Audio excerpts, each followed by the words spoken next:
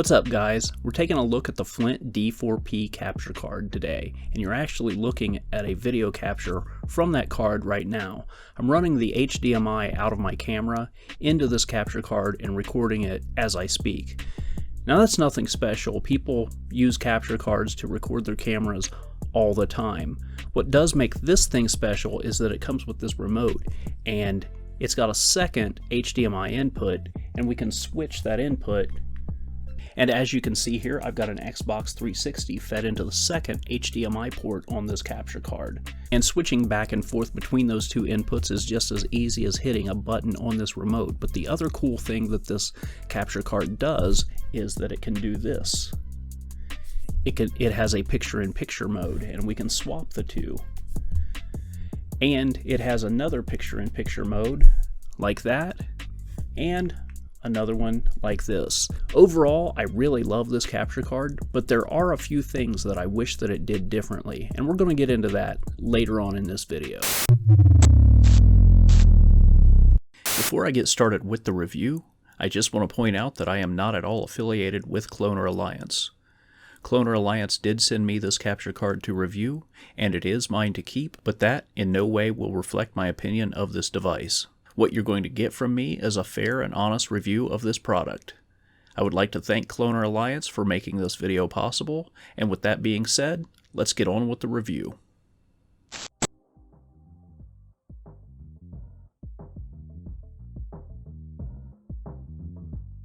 Inside the box, we get the obligatory paperwork that no one ever reads. And here's the capture card.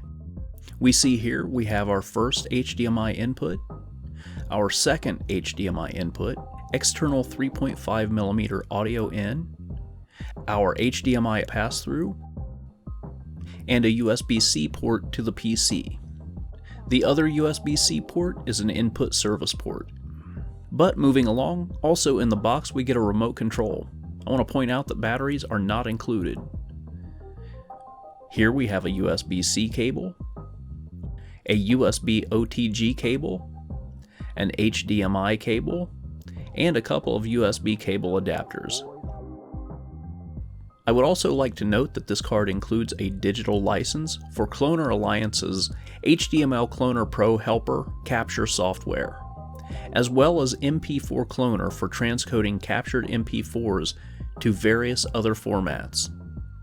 I personally won't be using either of that software. Instead, I'll be using OBS, as I imagine that's the software that most people will use when they buy this card.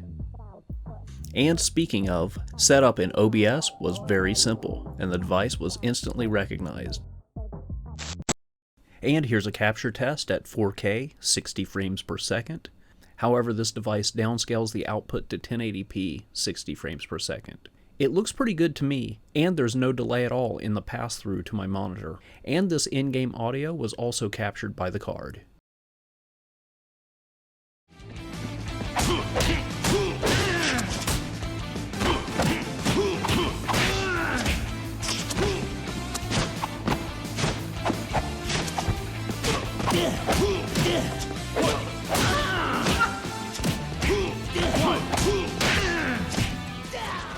Now I'm taking a look at the captured footage frame by frame in Premiere to see if it does indeed capture at 60 frames per second.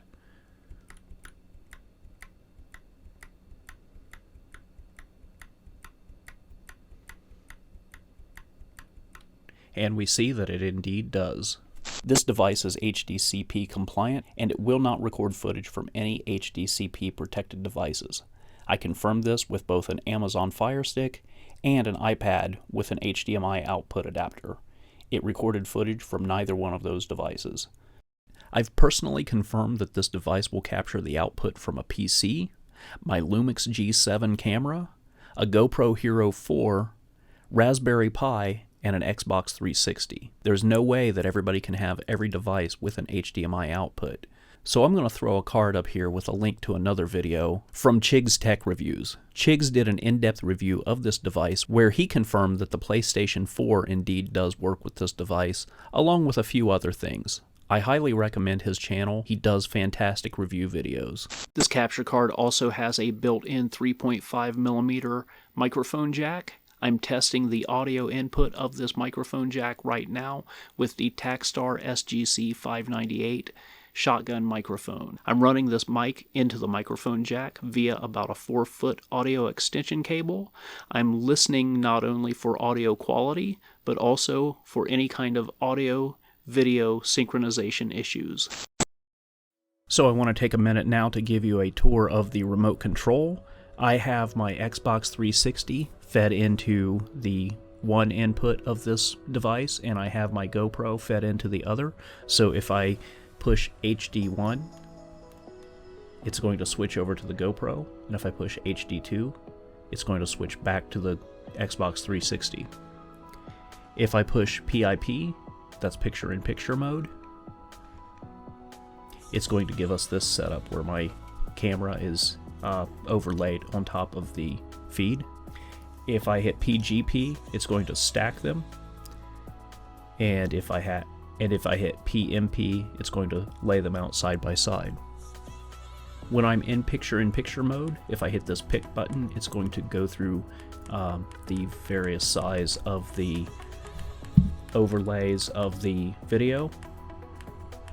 And this remote is by far not the most responsive thing in the world. I really struggle with it to take the commands sometimes, and you want to make sure you don't lose this remote, because this is the only way I know of to control these scenes. So if you lose this remote, there's no way of controlling these scenes via software that I'm aware of. If you push this home button, you're going to see frame per second and resolution information for each video port. And if you hit the arrow, it's going to take us out of that, and again, the remote is not being very responsive. We have volume control buttons down here for the master input, and for the microphone and line, and the line out as well. So the Flint D4P does what it's supposed to do, it does what it's designed to do, and it does it very well. Here's what I wish it did differently. So with those two HDMI inputs, I wish that they could be recognized as independent HDMI inputs in OBS. I think a lot more people would get a lot more use out of the device if it were set up like that, instead of combining the videos into a picture-in-picture mode and a top-bottom side-by-side. There's just a lot of dead space that gets wasted on your screen when it's set up like that. I think it would be a lot more beneficial to a lot more people, especially the target audience who would be using this device, if each source could be recognized as its own input, and then you could build your own scene in OBS. So Cloner Alliance, if you're listening, build that capture card. That would be a lot more useful to a lot more people. So I'm going to wrap this video up with a shout out to my channel supporters, and I would like to welcome aboard a brand new patron, retired Navy serviceman Wade Fallon. Thank you not only for your channel support, but also for your service. If you would like to help support this channel either on Ko-Fi or Patreon, there will be links in the description below. Donations are appreciated, but never expected. Remember, the best way you can support this channel, and any small channel, is to like, comment, share, and subscribe. Thank you so much for watching. That's it for now, and I'll see you next time.